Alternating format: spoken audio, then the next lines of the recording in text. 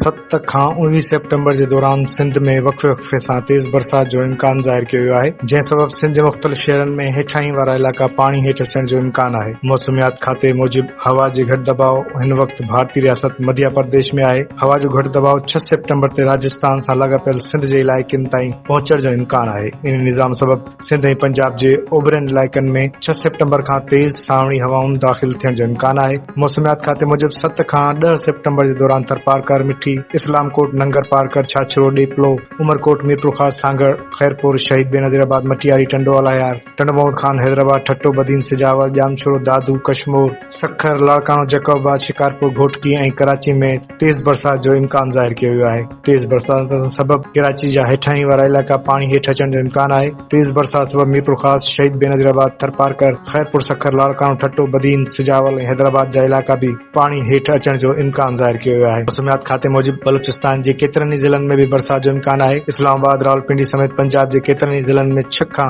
8 September जे दौरान बरसात जो इम्कान आहे। मौसमियात खाते ख़बरदार कयो आहे त बरसात सबबि पंजाब में ॿोॾि सबबि मुतासिर इलाइक़नि में सूरत हाल वधीक ख़राब थी सघे थी। बरसाती नदी नालनि में भी चाड़ जो ख़तरो ज़ाहिर कयो वियो आहे।